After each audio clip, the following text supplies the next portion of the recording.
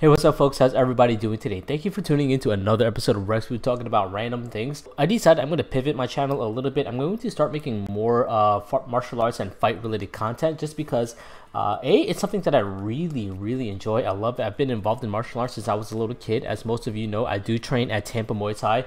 I also do jiu-jitsu as well. So, I've got a bit of a martial arts background. And also, too, most of you seem to respond very well to it's what I'm passionate about, and I think everybody should learn martial arts. Everybody should be involved in martial arts and self-defense in one way, shape, or form, because the benefits are just astronomical. You get, it's great exercise, great aerobics, it's amazing conditioning, does a lot for mental health, does a lot for personal growth and development.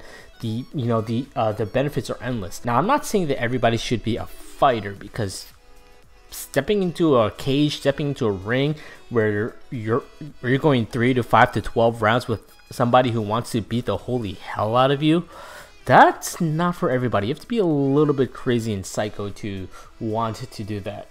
But at the very least, I think everybody should be involved in martial arts of some sort, whether it's boxing, wrestling, jiu-jitsu, kickboxing, something, Krav Maga, Taekwondo, karate.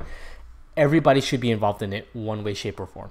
All right, so in my quest to make more martial arts related content, I am going to start. I'm going to start trying to break down more fights that have happened in the past, so that we can get a better understanding of what happens and why they won the fight, and what to expect from certain fighters coming in the future. So this coming Saturday, July 2nd, there is going to be a huge fight between Israel Adesanya, the style bender, and Jarod Cannonier, the killer gorilla. Now, there's a lot of hype surrounding Izzy. He's an amazing fighter. His striking is just one of the best in the world. It's absolutely insane how good he is. And we have Jarod Cannonier. This guy is a crazy tank of a man who can take a lot of punishment and just keep coming forward.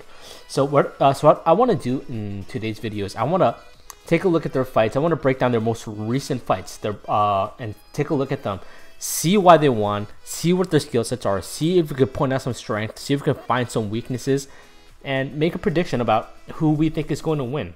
So I'm definitely very excited for this fight coming up. And there's also a lot of other fights on there too as well. There's Alexander Volkanovski versus Max Holloway. That's going to be a killer fight. There's Miesha Tate is fighting Lauren Murphy. I'm excited for that. Sean O'Malley, he's always a fun guy to watch. And there's some good prelim fights as well too. We have on the undercard, we have Robbie Lawler, we have Donald Cerrone, we have Gabriel Green, we have Uriah Hall. I love watching Uriah Hall fight. We have Macy Barber, we have Jessica Rose Clark, who I'm a fan of for other reasons that may or may not be fight related. But for the purposes of this video, we're only going to be observing Israel Adesanya versus Jarod Cannonier, and then we're going to try to pick a favorite winner. Now, a lot of you watching this probably already have an idea of who you think is going to win, but let's take a look at their last fight and try to technically break it down and analyze it first. All right, first off, we have the matchup stats. Israel Adesanya, Jarod Cannonier. Records 22-1 for Israel. For our man Izzy, the style bender, we have 15-5 for Jarod. So these are both pretty good records. Obviously, this record is tremendously impressive. They both won their last fights. Jarod won it by KO. Izzy won it by decision. Okay, they're from Nigeria, United States. All right, so Izzy is 6'4", and Jarod is 5'11". So that's gonna work very well in Izzy's favor. Just that extra reach that he's going to have, that's about 2.5 inches extra reach, and that leg reach, that leg distance, that's going to be absolutely huge. All right, now their win by KO, TKO is roughly about the same. Now, Cannon has won more fights by submission, seeing as how Izzy has won 0 fights by submission. As for decisions, Israel has won more. It's to be expected when you have that many fights under your belt, 23 fights. Knockdown average. So Izzy has a better knockdown average than our boy Killer Gorilla over here. But it's not by a huge amount though. It's pretty significant, but it's not like mind-bendingly huge. So, all right, so strikes landed per minute, 3.8 versus 3.7, so they're fairly close. Significant strikes. So Cannonier actually has the slight advantage as far as significant strikes. You just heard my Slack notifications go off. Let me turn that off real quick. We go down to defensive. Now, they both have very good defense. Killer Gorilla has about a little bit better defense than Israel according to the stats. So over here, they're not really, you know, no one really significantly leads. I would say even the advantage seems to be slightly in the Killer Gorilla's favor over here. Grappling. So this tells a huge story right over here. So as far as takedown is concerned,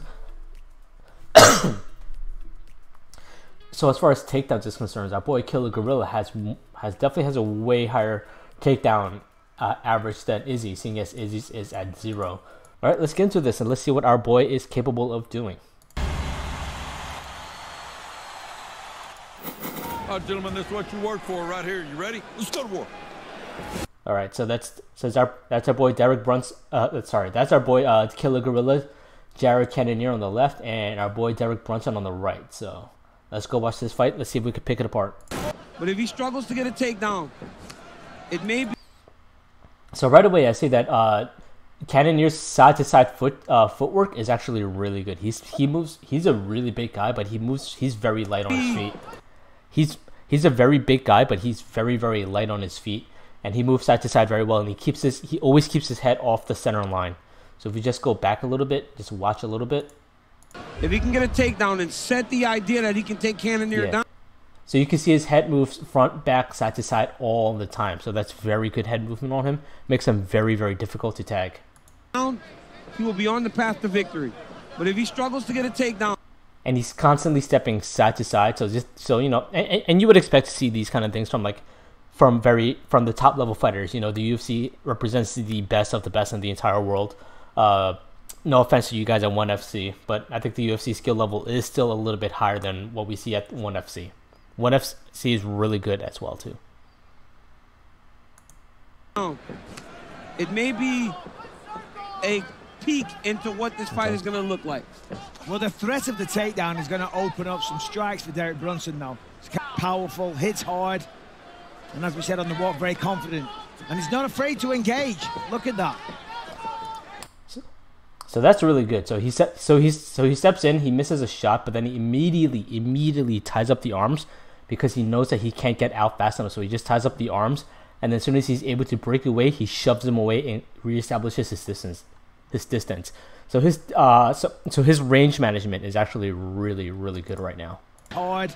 So let's watch that again. So gets in, ties him up, afraid to engage. Look at shoves him up, and doesn't get in too close. Wrestling backing up.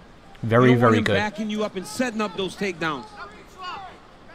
Clearly looking for the takedown. I mean that's. So his defense is really good. So right now, so Brunson is trying to So right now Brunson has his shoulder pressed into him, and he's trying to bypass and get his arm dropped around him, but our boy Killer Gorilla over here, he has his arm right over here, and it's blocking him and it's blocking Brunson from moving forward anymore. And both arms are controlling this hand right now, so this hand can't get over this side because it's being tied down, and there's a huge arm and shoulder in a way. So this arm can't get around there either. So he's forcing him forward, but Cannon's defense is incredibly good at stopping this defense right now. So very good on Cannonier right now.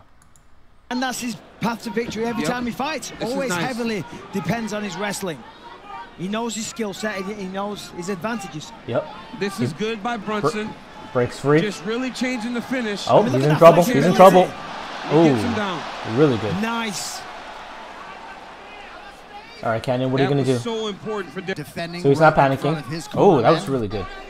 Absolutely huge. So this part right over here. So this is really common in wrestling, where you just shove your forehead into the other guy's chin. You just make them really uncomfortable. So that helps. And what that does over there is that messes up their sense of balance of where they are, right? So and so you see Cannonier's hand. So what he's going to do is, because this hand is tied down, this hand is free, he's going to shove his head away and it reestablish his center of balance. Cannonier now defending right in front of his corner. And with that, he's able to just escape. and shove him away. So very, very good And that's a wrestling good early defense sign for from Jarod Cannon. Cannonier. Another shot from Brunson. It's really interesting because Cannonier has actually said in the past that he doesn't really like to wrestle, yet his wrestling defense is actually really freaking good. Like, it's shockingly good for a guy who doesn't like wrestling.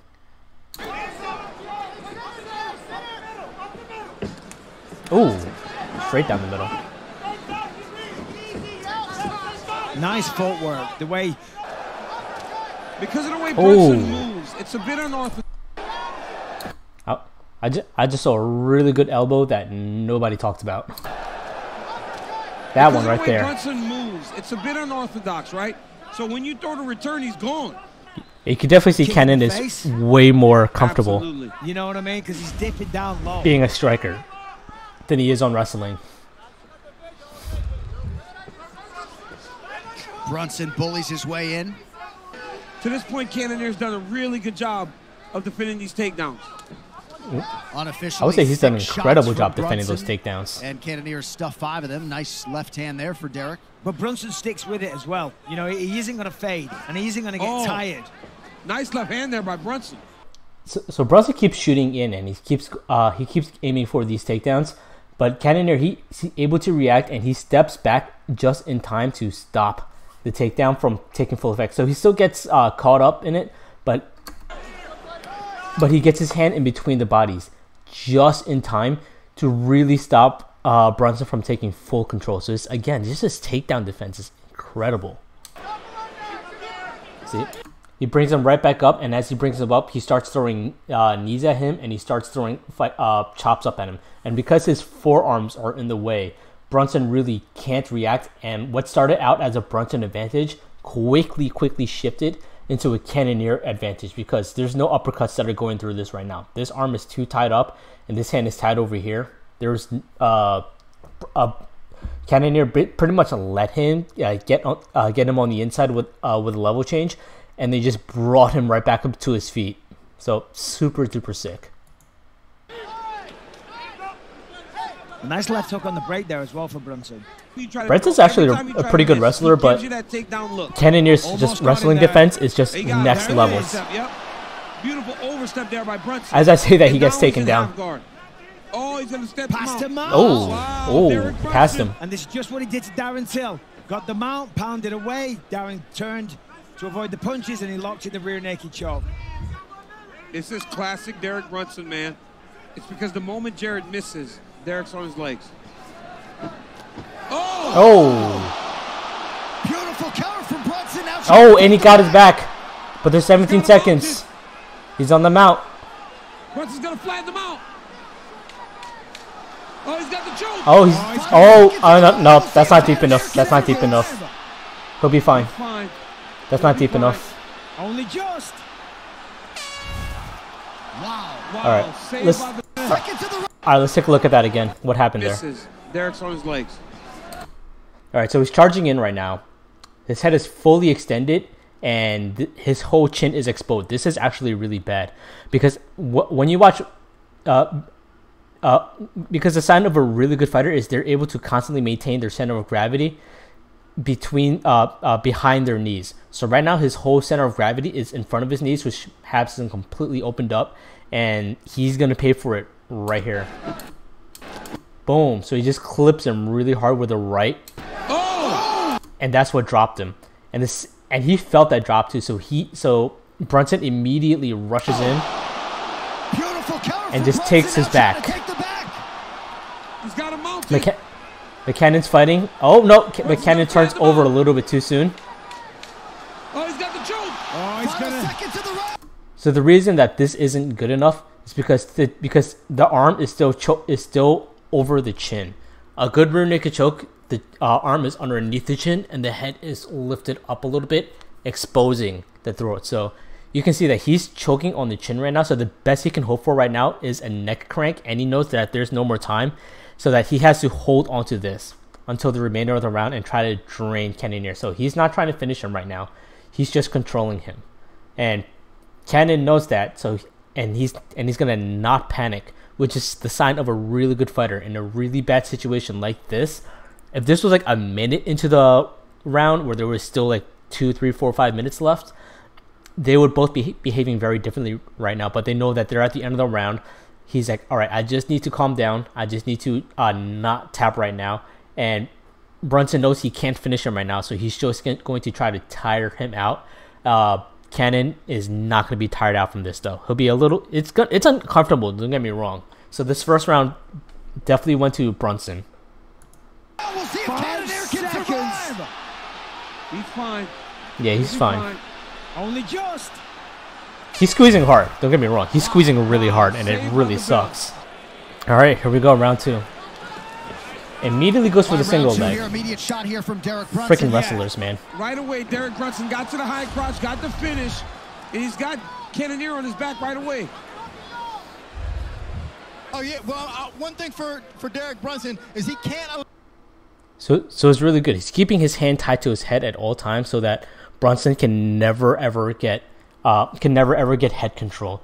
The second you let someone control your head in a grappling match, it's game over for you, because once you have your head, they control the rest of your spine. All they have to do is tilt a little bit, and your body's just going to follow it left and right. If you push someone's head back and they let you push their head back, their entire body's just gonna follow.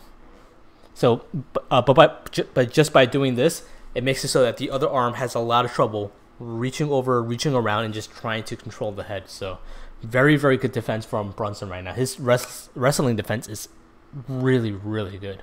Allow himself to get discouraged if he starts missing takedowns, and that's the one thing that a lot of takedown guys do. Is they get discouraged. And he's got head control, but he let the head control go. Well, if you just missed a punch, not a big deal. And we see Derek Brunson now showing that he's not getting too discouraged on missed-ups or when Jarod Cannonier gets back to his feet. Here we go. Oh, oh, that was a really huge shot. Huge shot. That hit him in the temple. We got to watch that again. Jarod Cannonier gets back. Boom. Boom.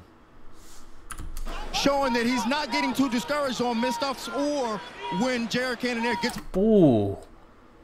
Ooh, that was savage. That did a lot of damage. Back to his feet. Here we go.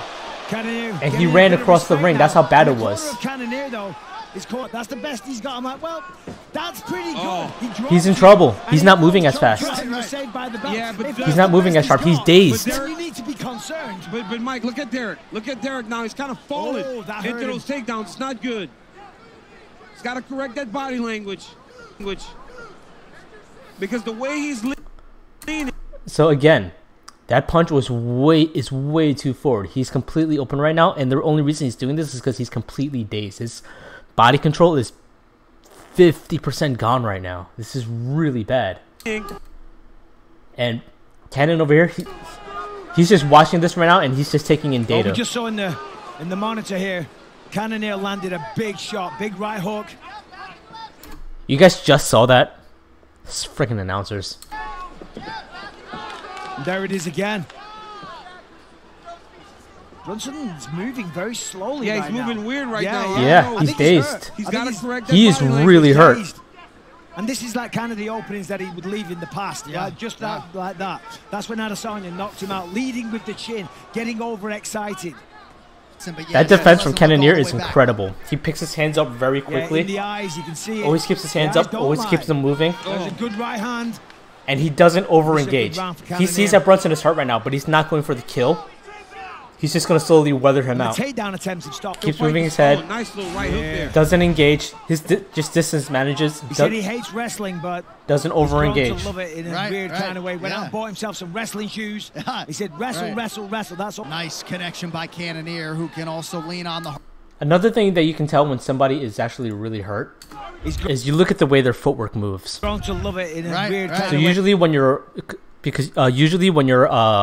you know, when you're not fatigued and you're still good and you're not hurt, your footwork is very crisp. You maintain your balance very, very well. And when you're, you know, and then when someone is actually like really stunned, they tend to do a whole lot of really, really small steps, like more than they should.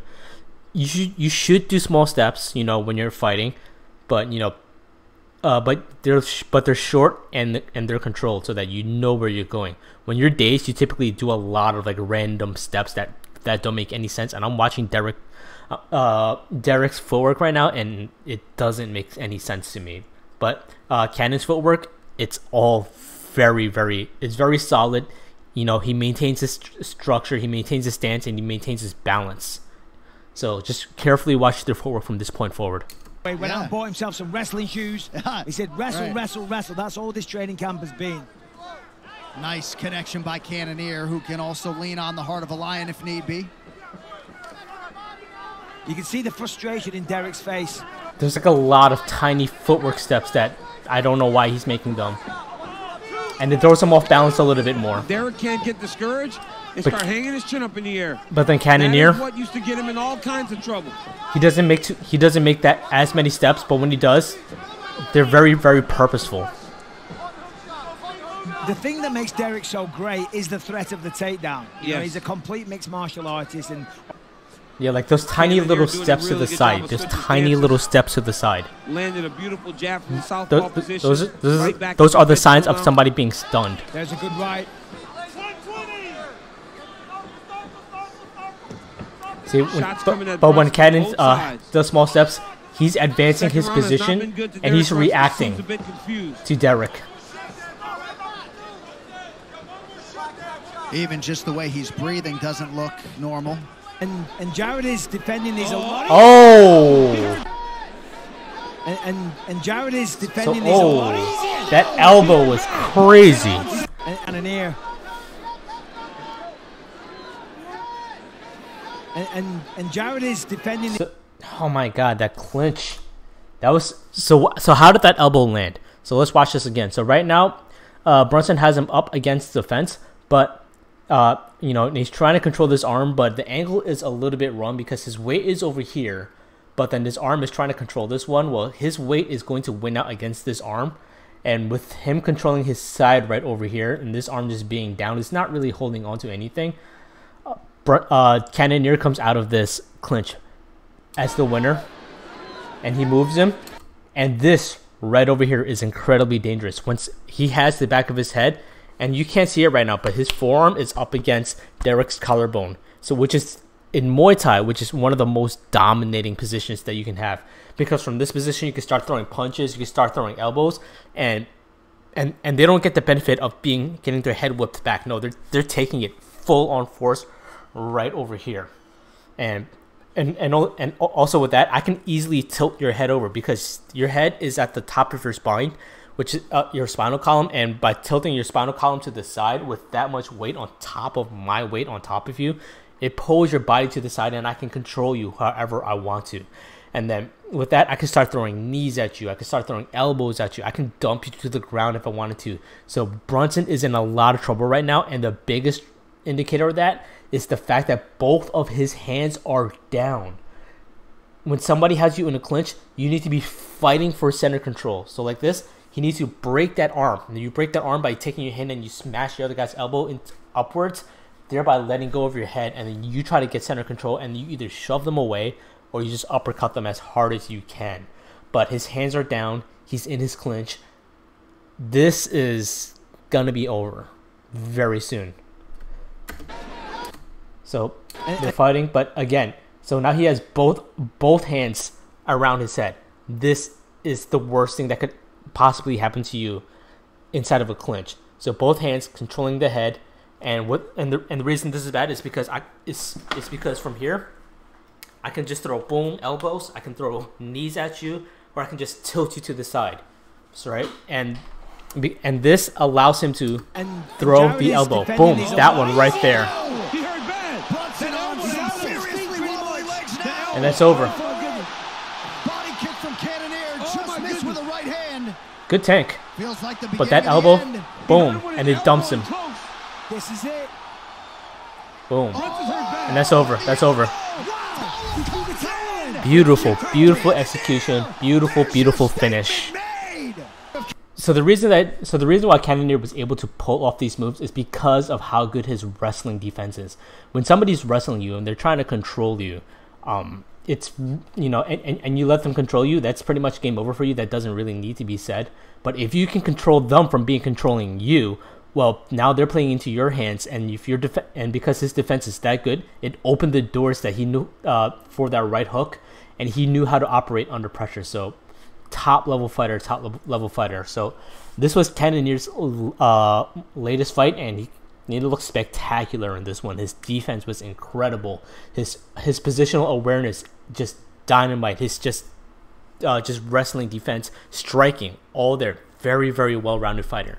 Now the question is, does he have what it takes to fight Izzy Stylebender Adesanya? Well, let's find out. So this one is Israel Adesanya versus Robert Whittaker 2. The first time they fought, Izzy ended it really, really fast.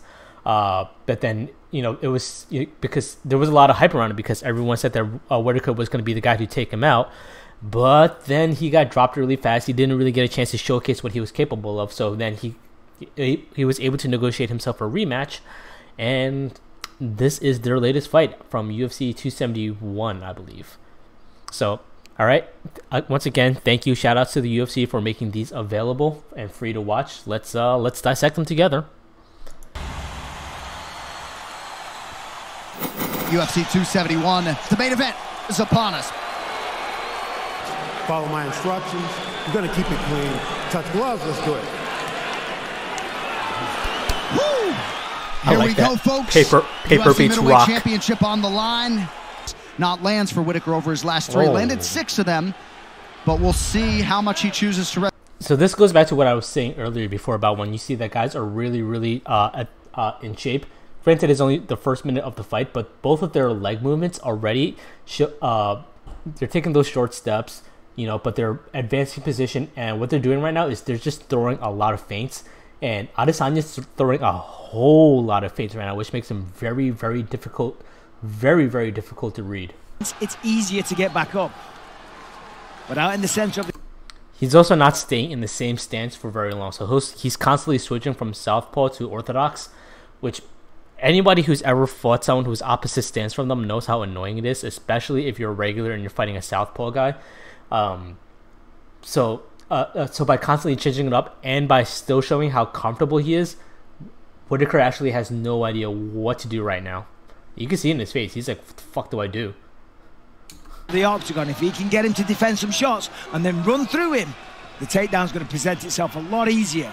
That said, though, Rob's got to be strategic. He's got to take his time, and he needs to have a different approach. Last time out, it didn't work. That is hard anyway. So it will be easier if he can make Israel come to him and have Israel take away that advantage.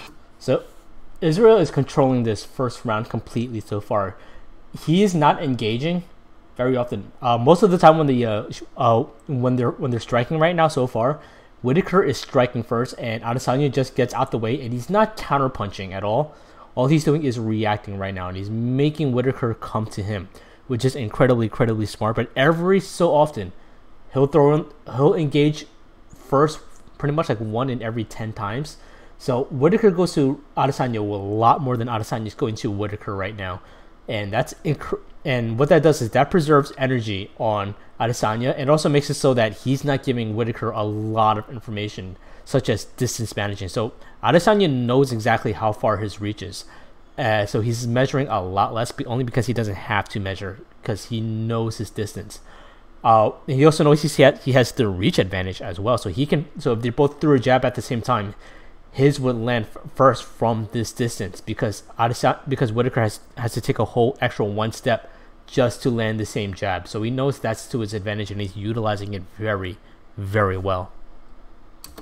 Of course, you got to slip and defend the shots coming your way, but if you can do that and then counter Israel, see, he's not throwing a counter shot.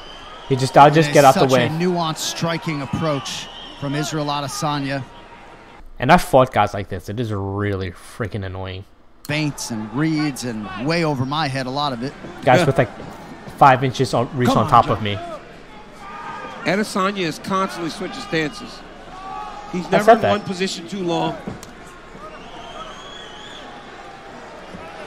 Off of strikes, he goes. That was a solid calf kick. Rob felt that one. See? And Izzy has been hammering that weapon through about 3 minutes here early in the fight.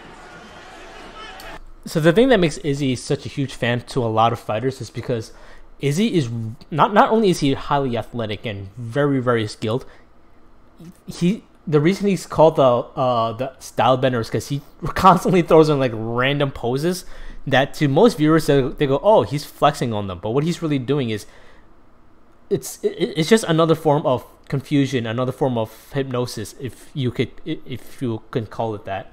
And he just throws in just random like poses that no one has ever seen. But if he were actually to throw from those poses, he could still do a lot of damage. And most people, I've never met anybody who actually does a pose like that. Because most of the time when you're posing like that, you're just taunting the other guy and you're trying to make the other guy mess up and you're just being cocky. He's doing it in a way where he's not just being cocky, but he's throwing you off your game, and he can still throw punches and throw kicks from those stances as well. All right, Dean Thomas, what do you have, sir? Well, if you look at Robert Whittaker, you can notice a heavy boxing influence in his stance. Yeah. Every so often he starts leaning. Those tiny little movements, it's just, he does it better than anyone else that I've ever seen do it. And it just makes him so incredibly difficult to read. Leaning over towards his right. So watch the left high kick from Israel Adesanya to keep him straight up. Oh. And that's honestly why Izzy can land so many out. So boxing centric, it's easier to get to your target. Oh. Early knockdown. Boxing centric, it's easier to get to your target. So how was he able to land that? If you've watched this first round so far, most of what Adesanya has thrown has been leg kicks. So what he's been doing so far in this entire first round is he keeps feinting up top and then throwing a kick at the bottom, at the end. So feint, leg kick, feint, kick, leg feint, kick. So that when Israel finally comes forward actually with intent to do damage, Whittaker has been programmed to expect a leg kick. He's been leg kicking me so hard that he keeps his hands down in anticipation of another leg kick, which completely leaves him open, and then that hand just comes right down the middle and just boom, clips him right on the chin. And that's honestly why Izzy can land so many outside kicks. So because he's so turned and he's so boxing centric, so boom, it's easier to get to your forward. target. Oh! Early knockdown for the champion. What a shot. Oh, look at him. He's cool quieting down as the a crowd, cucumber. Right? He's like, calm down, Robert. I just dropped you. I mean, we'll talk. The champion of the world, incredibly dominant. So you can see Whittaker's not in terrible danger yet because his footwork, his steps, they still make a lot of sense, and he's able to just dive on in for the takedown. So you see that Whittaker's not in trouble yet. Dominant. There's a sloppy takedown attempt though. Izzy saw that coming a mile away. But I think that's okay, right? If you're Robert Whittaker, that's okay. Yeah. You got to give him the thought, because Adesanya right now has gotten really comfortable with the stand-up, but he defended that takedown with no problem. Keep switching stances. He has. There. I mean, this is what he wants. He wants Izzy to come at him. Yep. But he's got to capitalize on it. He's got to make him pay. I thought Adesanya did. It's more on the hamstrings coming around the back as opposed to the calf. So his bros are really good. Just gonna put that out there. But I tell you, every one of these exchanges is. See, now we're starting to get a little desperate. Well, he's taking some chances. Whoa! I mean, it's that kind of interaction that ended the first. Where Izzy knocked him out. So the way he's treating this second round right now is definitely different from the first. The first round, all Izzy did was just constantly measure him, and he didn't do a lot of counter shots. He engaged him a little bit. He did just enough to win the first round, and program Whittaker a little bit. Now this second round, you can see Izzy is doing a whole lot more counter shots than he was doing in the first round. So he's still standing his ground. He's still waiting to bait Whittaker in, and Whittaker is actually falling for it. So he's coming forward a whole lot more, and he's leaving himself open a little bit more. But the good news is he's on the attack, so he has a chance to score more shots. But Izzy, this is still Izzy's game that Whittaker is playing, so that so that when Whittaker does come in for those shots, Izzy is expecting them, and he's able to just throw really good counter shots. That's what Rob needs to do. He needs to slip the shots and try and get on the inside with the hooks. Well, that's when. And that's usually how you want to. And from Whittaker's perspective, coming from the perspective of a short guy myself, you typically want to fight more in the pocket with someone who has the reach advantage over you. The takedowns will present themselves. Exactly. Off of Izzy's strikes. He's not going to just shoot and take him down. Now, oh, there's a nice job. Some outside, and let's take a look at what happened over there. So all right, so we stuck his chin out, let him come forward, came in. There's a nice job. That was a really good shot from Whitaker. He's having a better round so far. Oh! That was close. Whitaker's going for a lot of haymakers. Whitaker corner calling for a little bit of self-belief at this point. Nice connection there with a left by Whitaker. Yeah, that was a real nice shot, and that will give him self-belief. That will improve your confidence when you out of the way of that kick. All right, here we go. Here we go. Oh. Really good takedown. For Whitaker. He's trying to... So a huge difference between the just the wrestling defense of Adesanya and Cannonier. So Cannonier was able to escape a lot of those wrestling and takedowns because he was able to create space early on. Just by looking at this alone and just by looking at this freeze frame, Adesanya's space is not. Adesanya does not have a lot of space created right now because what did Cannonier do earlier when he got taken down in this same exact position? When the head was going for his chin, Cannonier placed his hand right in between them two and created space. And you can see right over here, Adesanya's leg is caught in the middle right now. So this leg is isolated, and it just makes it very difficult for him to get up. So his only weapons that he has at his disposal is this hand, which is holding him up. So that's barely even a thing right now. And this leg to keep this leg down. So this is probably his best weapon right now. And he's going to have to do his best to control his head. But definitely the advantage over here right now is on Whitaker. Let's see if he can maintain it. Maybe because it's still a one arm versus 1, 2, and 3-ish kind of fight. This is kind of controlling his lower back, but just barely so. To get that hand at the back's trying to grab Izzy's left hand. Oh. Izzy's going to give up his back here. He escapes. Nicely done. But look for Whitaker to go to the same takedown that Malkoun was using. If he can get his hands locked, try to step around the leg. Adesanya's doing a masterful job of putting him back in front of him. But this is how Izzy likes to defend takedowns, you know what I mean? He's a master at this. He's very, very good. For Rob, he's going to get him off the fence. He's going to turn, pull him, drive him towards the center of the octagon. That's a difference. So this is actually really good where Izzy is just shoving his chin into Whitaker's ear. So it's forcing his whole body this way, and he's just and while he's doing that, he's just leaning, putting all his weight on this shoulder right over here. So he's not going to break his shoulder. He's not going to really like destroy his shoulder, but he's just going to put a lot of unwanted pressure for Whitaker onto the shoulder that he can't use right now. And Adesanya's chin just digging into your ear, and that breaks his spine because you can see his spine runs this way and his head is over this way.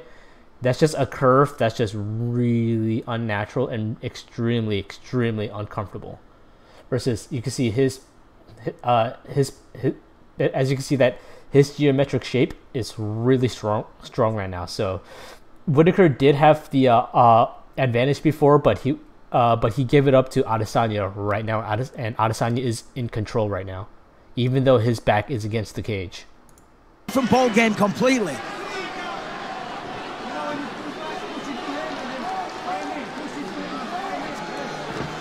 Creates the space, Dean stuff will his give head the down. fighters a lot more time to work in the clinch than Dan Miragliotta of that, yes. I can assure you. And you have to in this kind of fight. I mean, this is Robert's strategy. Breakaway. Distance management very good. Octagon. Yeah, is he still letting him come to him? Whitaker fought Darren Till. He did drop that first round before coming on strong over. Distance management very good. Octagon. Yeah, is he still letting him come to him? Whitaker fought Darren Till. He did drop that first round before coming on strong over the final 4. So has had some success rallying. This an entirely different beast, though. I mean, the speed of that left kick, it's ridiculous. And there's no tell. Yes. I mean, it just comes out, doesn't do anything to show it.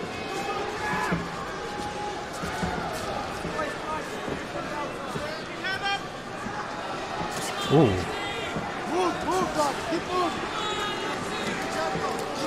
Nice jab and a leg kick on the return from Whitaker. So this is really, really sick. What Izzy's doing right now is he's maintaining the distance between them very, very well. But he's taking like these tiny micro steps that just slowly closes the distance. And before Whitaker knows it, Israel is right into striking distance, and he's landing shots. Just watch. Just nice tiny little micro steps on the return from Whitaker.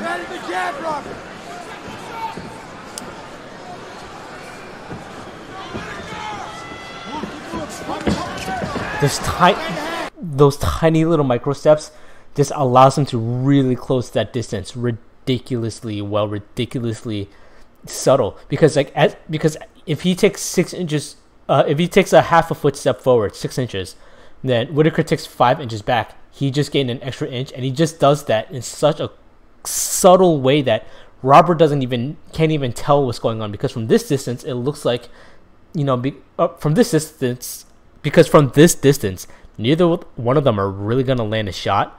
But as he gets like just a few inches closer, and does it in such a subtle way that Whitaker can't tell, it allows him to fight at the distance that he prefers. And remember, his legs are longer than Whitaker, so he can land shots.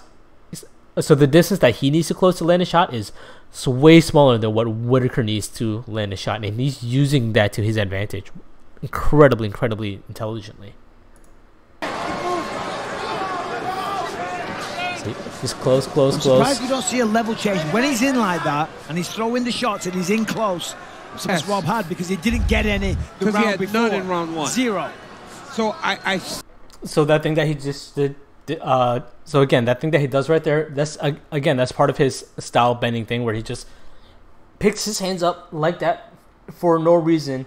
Because usually when your hands are up that high, you're typically very close and you're being more defensive and you're ready to throw shots. But he did it from like a good 5-6 feet away when he was completely out of danger. And just tiny little movements like that people aren't used to seeing, it does mess with the mind. Still believe he won the round, but when you have success, you feel like you can go and do something more to build off of that. Yes. Rob had, because he didn't get any the round he had before. None in round 1. 0. So that thing that he just did. So again, that thing that he does right there. That's part of his style bending thing, where he just picks his hands up like that for no reason. Because usually when your hands are up that high, you're typically very close and you're being more defensive and you're ready to throw shots. But he did it from like a good 5-6 feet away when he was completely out of danger. And just tiny little movements like that people aren't used to seeing, it does mess with the mind. Still believe he won the round, but when you have success, you feel like you can go and do something more to build off of that.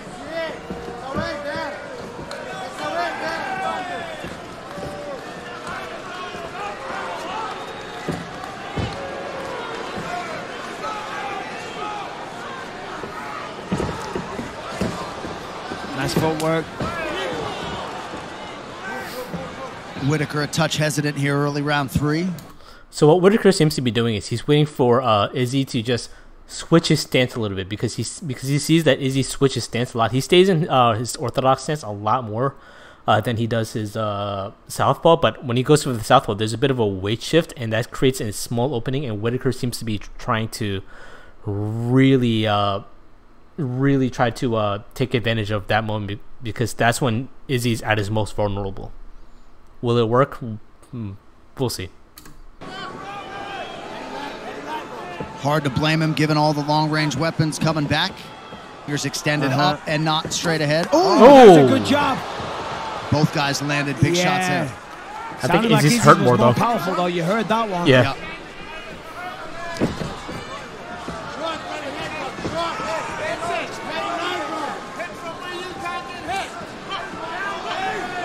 So it's shoulders, it's hands. Nice.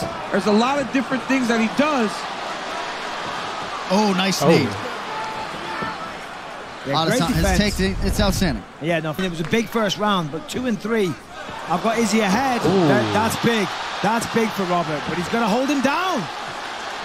Made a mistake there. He's going to get the back. Adesanya is so desperate to get back to his feet. When he fought Blachowicz, he was almost okay with being on his back. But in this fight, he is getting up to his feet so fast. Whitaker has to find a way to get him back to the mat and control this position. I mean, we've seen these positions here.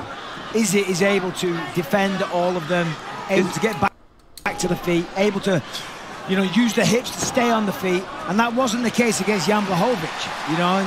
Well, you see if Adesanya becomes super nice low kick. So Izzy has switched from defensive counterpunching style to straight up offensive, coming straight down the middle and trying to create angles. So this third round, completely different Izzy from the first 2 rounds. That was heavy. Whitaker took a look up at the clock. He's still maintaining his distance, though. 30 seconds now to go in round 3. Whitaker 2 for 5 on the takedown front.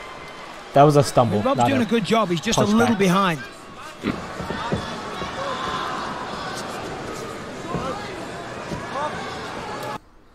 So this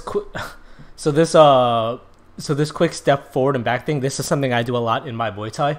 It just allows me to just like bounce forward and back really quickly, and it makes it very difficult to read what I'm gonna do next, because just that tiny little subtle step forward, like you don't know if you can't tell if I'm going to sprint forward with like a jab or power shot straight down the middle, or sometimes it even sets me up for a really good leg kick. So that constant march step forward, back and forth right over here, something Whitaker doesn't seem to be doing very well. Seems to be doing as much.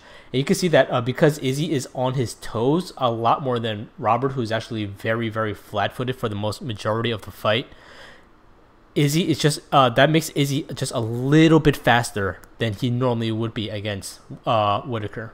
So just that tiny bounce, step forwards and backwards with his legs. Really good subtle thing that he's doing very well.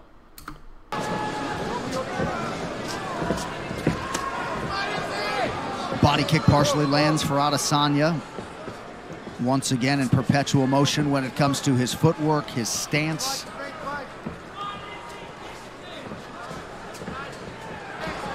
Yeah, Izzy is really hard to read. That was some good dirty boxing inside by Whitaker. Nice knee in there by the champion. Yeah, I keep saying it though, but he's got a left-hand dominant, so much of it. Yeah, Izzy is really hard to read. That was some good dirty boxing inside by Whitaker. Nice knee in there by the champion. Yeah, I keep saying it though, but he's got a left-hand dominant, so much of it. It seems to be his only attack. He's got to change it up. Just a tiny little Whereas hand movement. Israel, it's just the variety of the attack. You know, you don't know where it's coming from. It keeps you guessing. Punches, knees, kick. Dean Thomas, what do you have? Well, Mike, you're 100% right. He's left-hand dominant. But the thing is, I think he's hesitant about throwing that right hand to the head. Yep. He's got to put a straight right to the body. Oh, well, this is interesting. Oh, that's not too dangerous. Got the back here. Oh, he's getting it under the chin as well. Not quite. So again, this isn't incredibly dangerous. It looks worse than it really is, because Whitaker does have his back, but you can see that there's a misalignment of the spines. So usually when you to pull off a really good rear naked choke with really good dominance, your spines are typically lined up very well, and then you can control their head and just pull it back and just get their hands right in and just sink in that rear naked, right? But because their spines are misaligned right now, it makes it really hard for either arm to really get in a choke. So Izzy is not in any serious danger right now. It looks bad, but he's far from in trouble. But Adesanya's doing a good job of fighting the hands. Great job on the champion fighting the hands. Nicely defended by Adesanya. But it's not enough to take the belt from him. It's like every time he comes in, Whitaker, Adesanya returns, and Israel has a really good answer. 2 now to go in the round. Every single time.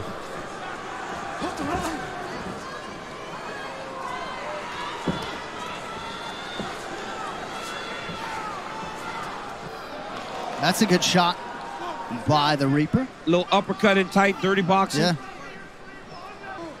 But you can't go out there and beat a guy like Israel Adesanya with just a jab and a left hook. You know, you've got to have a more varied attack. Of course, and I know he's trying. I'm not trying to sound critical. Yeah, Mike, I'm telling you, man, some of these rounds are really close. No, they are. And Israel Adesanya is fighting exactly as he needs to, but by Robert Whittaker taking that more cautious approach, he's kept himself into the 4th round now.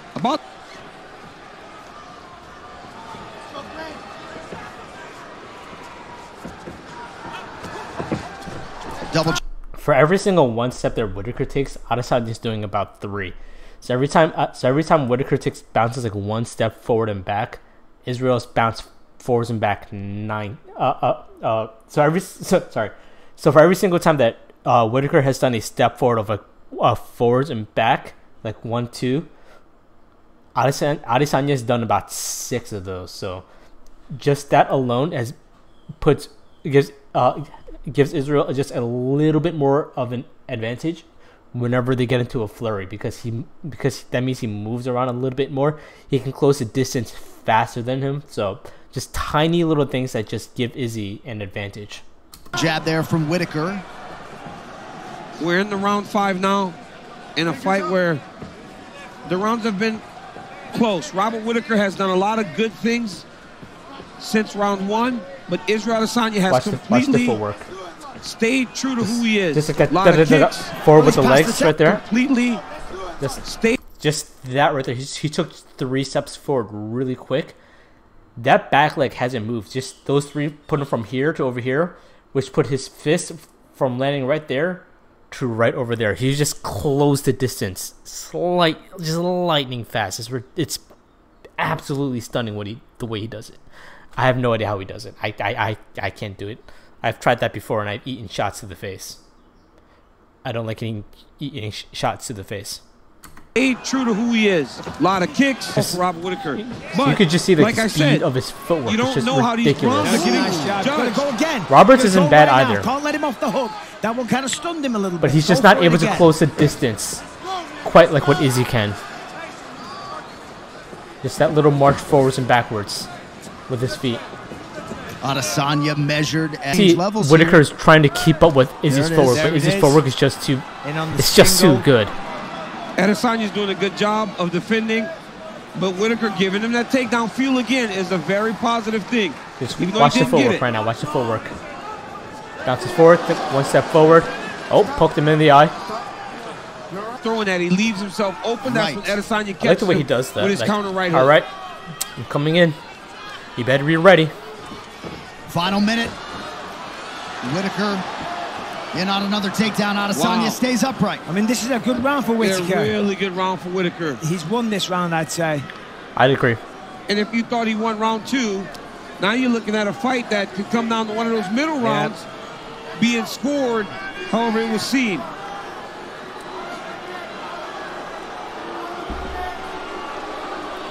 But honestly, here in the crowd, this is exactly what this fight needed to be in order for Robert Whittaker to have a chance. Right. 100%. It needed to be one of those fights that wasn't very fun. I said Adesanya's probably one of 2 the best strikers we've ever seen. You don't formulate a game plan which is standing and going toe-to-toe. You want to slow him down. You want to clinch. You want to take him down. He's trying to 10 amp the crowd seconds, up. Rob. Just let go and swing. Come on. Punch. Because even if he gets the takedown now, what's the point?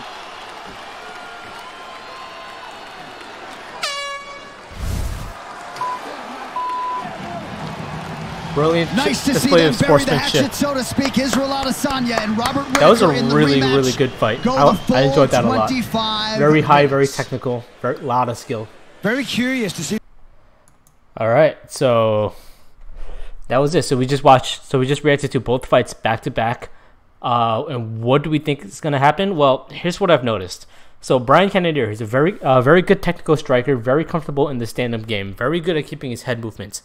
But however, he doesn't really do a good job of baiting his guys in. Every time that they engage, he's the aggressor. he tries to go on in first, and he's constantly fighting to see and he's constantly just jabbing left and right and just trying to see if he can find an opening. When he finds an opening, he's extremely deadly. He's able to land the elbow, and his clinch work is top notch.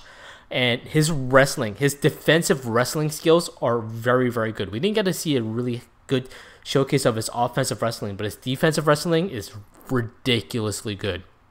All right, and those are his strength. That's for Jarod Cannonier. Now, as for Israel Adesanya, what Izzy is really, really good at is at programming his opponents. So he does, and he constantly changes his styles from left to right. Now, it's hard to say the same thing about Cannonier because it was just a 3-round fight that ended halfway through the second round, right? But as far as Izzy is concerned, he's really good at just feints. He's really good at controlling distance management. Is top level. He's able to make his opponents fight the way that Izzy wants them to fight. However, that Izzy's wrestling defense is pretty good, but is not as good as Cannonier's. Cannonier's wrestling defense is way higher. However, they both use the wrestling defensively. So it's gonna come down to who's a better striker in this one. And as far as I can tell, as good as Cannonier is as a technical striker, Adesanya's ability to program and counter strike is going to be the deciding factor, and that's going to give him the decisive advantage. So I have Izzy winning this one, not necessarily by knockout, but it's going to go to another split decision, and that's going to be my prediction. It's going to be a really good fight. I can't wait to watch it. If they ever release it, I definitely want to react and break that one down too. So again, Israel Adesanya versus Jarod Cannonier, July 2nd. I can't wait to watch it. All right, folks. If you guys think I'm wrong, let me know down in the comment section below. If there's anything that I missed, if anything that I got wrong, feel free to let me know. Flame me as much as you want in the comment section. I invite it. And in the meantime, I hope you all have a great rest of your day. And as always, be nice.